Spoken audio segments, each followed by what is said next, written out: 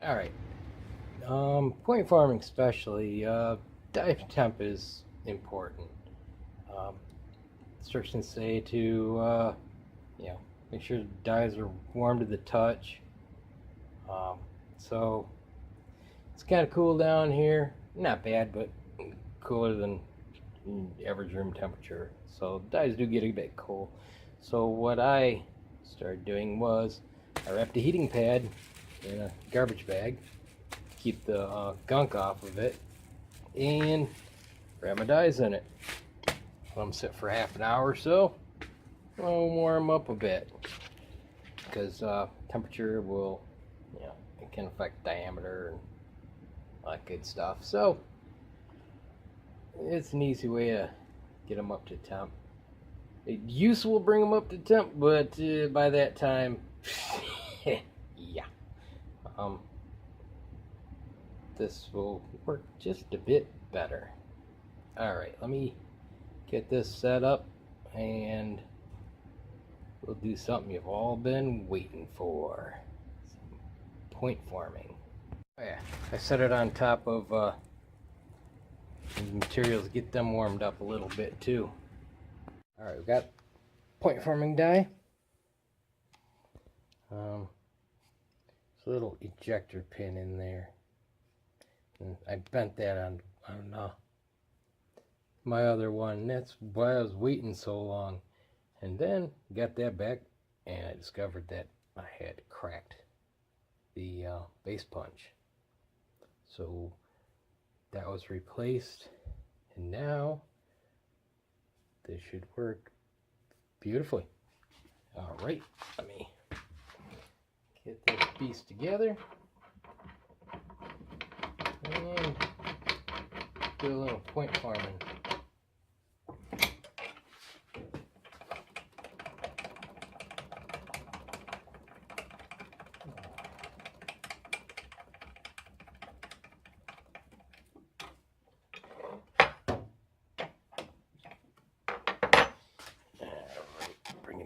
Closer. So reposition things.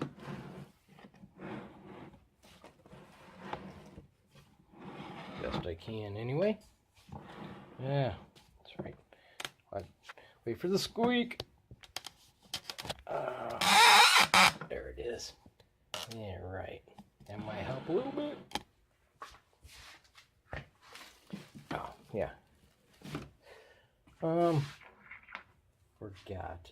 The base punch, what it does, as we saw, the core seeder, come on, focus, you goofball, makes these rounded, it starts the rebated boat tail kind of rounded, and the base punch, it sits inside, and when it's done, it squares everything up and finishes it as the point is formed. Yeah, all right. Put some lube on this beast. Just a little bit. The old. You want enough to cover, not enough to make it too thick. It's too thick will make smaller bullets. Not enough, they can stick. All right, we'll go through a few of them, getting things set up because, whoops, sorry, try and get things in position a little bit here. Room is at a premium. All right, well, getting it adjusted, we'll go through several, stepping it down till it's good.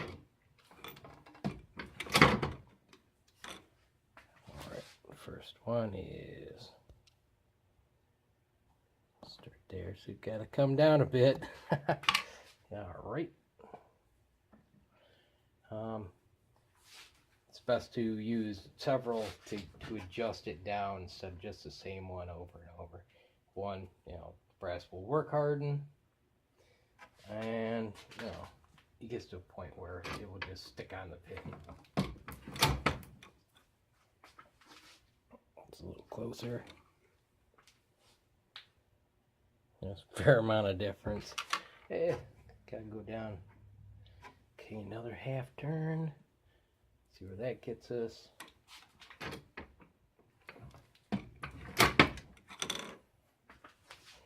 Almost there. I mean, let's see if I couldn't run that if you really wanted that hollow point. You can adjust how big a mouth you got on these, but yeah. Let's go another half turn. Once you get it right, you want to hold it down at the end, let the lead finish flowing, because as long as there's pressure, it will flow. It will fill it out. See how we are. Ooh, we were really close.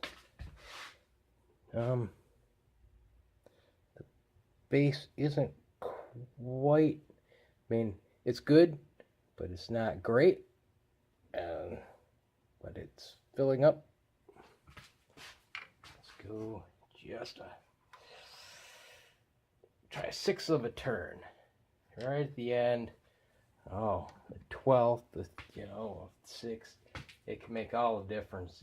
Fine tuning it, small increments.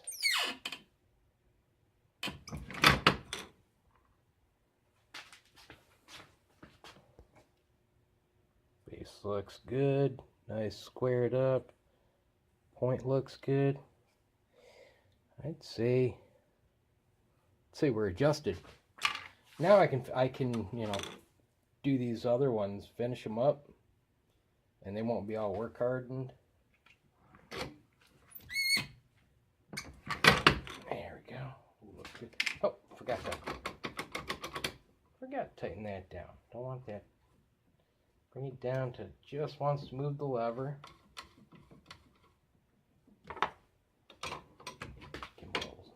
Snug. There. Alright.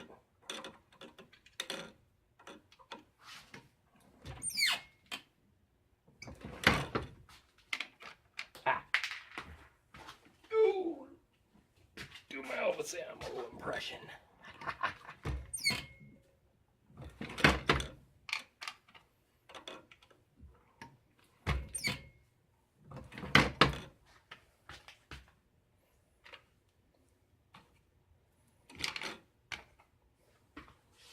There's 5 of them. It's a start.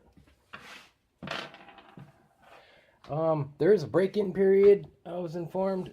So, said a lot of the bench rest shooters will cull their first 1,000 rounds as the die breaks in. The diameter will go up just a touch. I doubt it's, it's probably what would that 10 thousandths. But these actually measure, they're under 224. The flat bases would be 224. Longer than this is 224. These, well, I explained it in the last video or a couple videos ago. These are a touch under. These are closer to 223 and a half, 223. 3/4. Yeah, like I just stated that all wrong, didn't I? These are like 2235, 2237, 2238, somewhere in there. I'll have to mic them. But yeah, do a few here.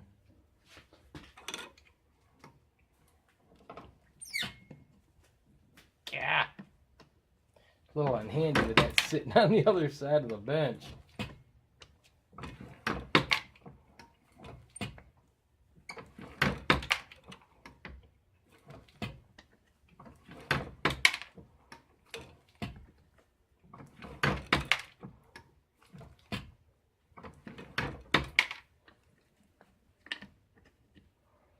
Yeah, this die works nice and smooth. It's nicely polished. It has a 7 SO jibe instead of a 6 SO jibe, so a little sleeker, a little more angle to it. The base punch works better than the first one too. It just forms everything much nicer. Don't know why. The first one should have worked just as well, but for some reason it just took more pressure to square things off. And this one is, yeah, nice. But you can see this moves right along.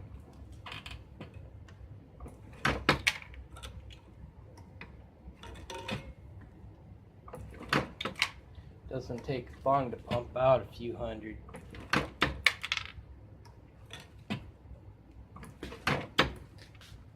I forgot to get some close-up shots of what's going on here.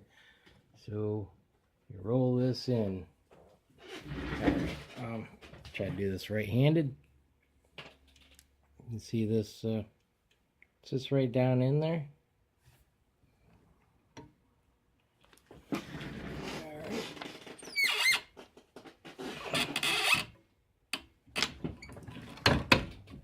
There we have SpaceX kind of stuff right there. Yeah. All right. How does that look? Looks like I need to give that a little adjustment. I'd taken it out to warm it up. Whoops, sorry.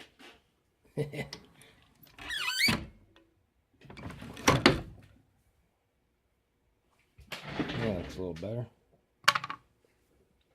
Yeah, right.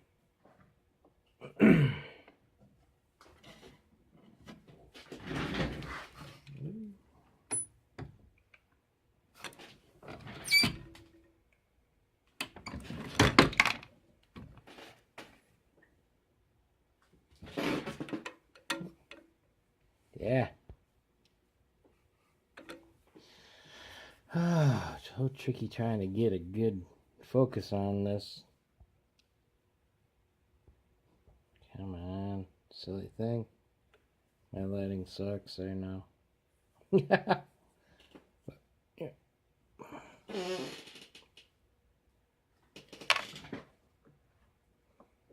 Ooh, I see, I got it back. We're up so close it's touching.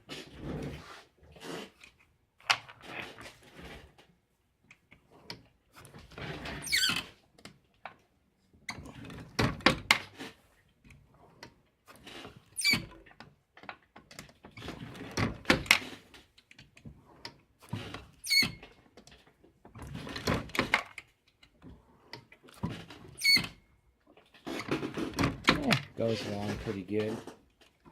A little harder to do when I'm sitting for this. The leverage is off, so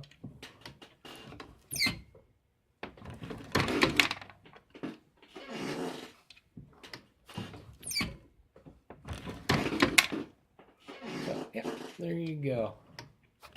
Kind of see gun straight weld and come out tapered. So yeah, from this to this.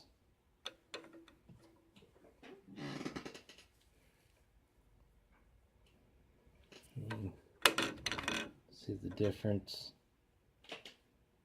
how it goes in, how it comes out for the base. And the point is far more obvious. Alright, I'd throw that in there. Occasionally get one stock, but you know. I haven't so far with this, but I haven't done more than what? Done about 80. All told. So yeah. Alright. I just folded a tip. I've had almost none of these. Let me see if I can get this to come in clear.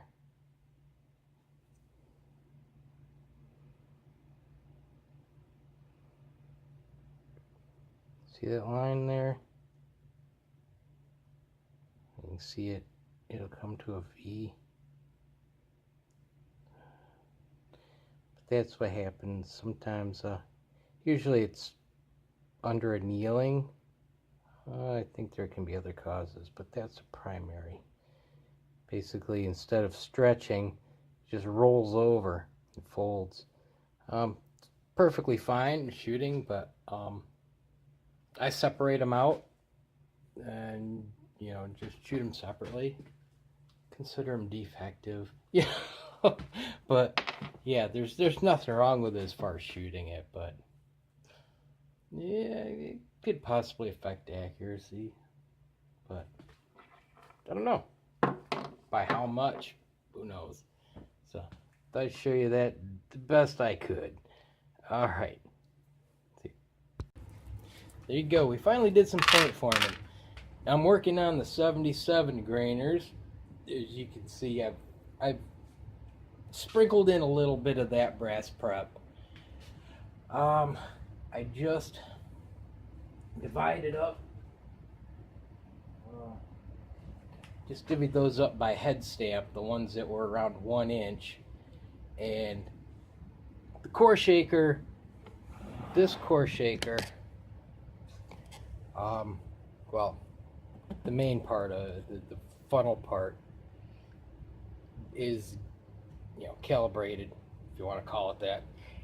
The diameter works with the 22 long rifle. With the longer inch brass, the diameter is too small. I'm not sure about the distance apart, if that's got to be changed, but basically I got to build another core shaker. This this piece and the other piece with the funnels, those. All the rest could be reused as long as it fits in this frame, which made another modification. I made it where they can't just slide out the ends, so I can't. What would happen is if this came over a little bit, both would just drop onto the table. There was enough of a drop where you could just lose them all. I have to start all over again. So, little upgrade. I'll scallop that out right there, but haven't done that. Yeah, I had several head stamps on that. Might be a little more tricky at weight. They'll probably be more, as I've said before, boutique. Probably be hand fitting each core to each one, just a little trim here and there, and you know, handcraft each and every one of them. But that's another video. That's almost like its own little series within this series, a branch, a fork, if you will. But yeah, these are other than that, and a different adjustment on everything. But there is, for the core seater, there's a different base punch. They're the same, but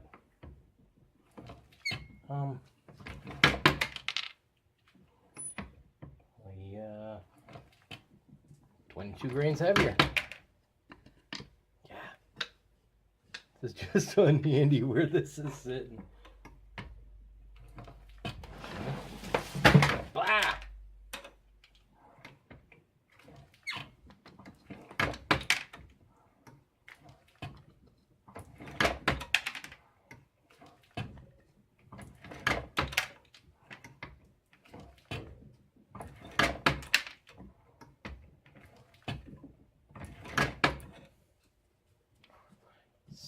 Six times 15, 75, 30, 60, no, 90. My math is fuzzy, yeah.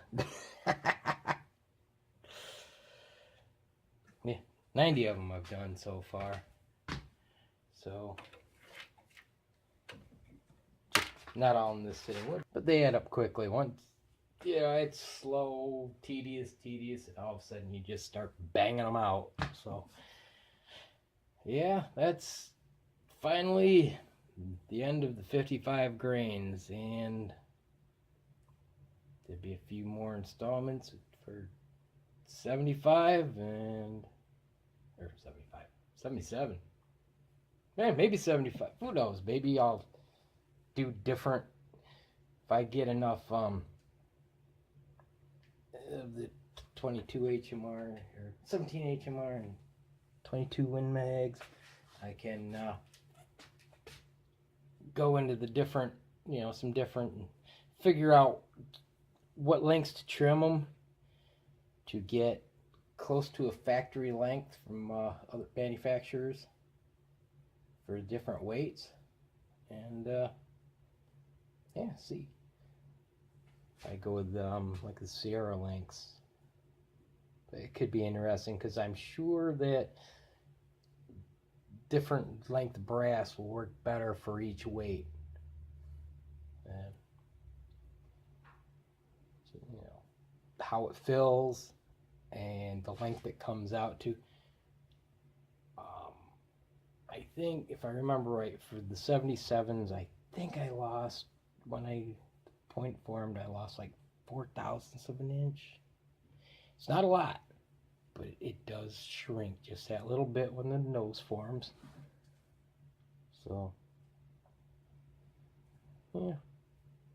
Figure it out as we go. See what happens. If it just concludes with 77s or if I keep going. Alright. See you in the next one. Alright. I went out and bought a micrometer because before they were a little oversized, and give a little peace of mind to you want to send them out too. Let's get an idea. I know about what they should be. Okay. Rebated Boat Tail.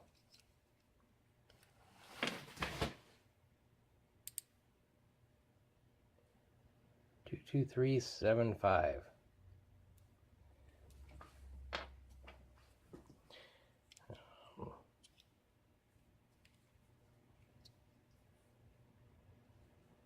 Come on. Flat base 2240. Spoiler alert.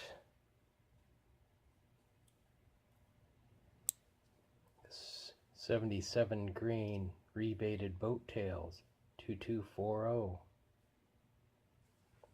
So the 55 grain rebated boat tail is just slightly smaller than the flat base. And I think I pointed this out in another video. I think it's because just can't hold. Because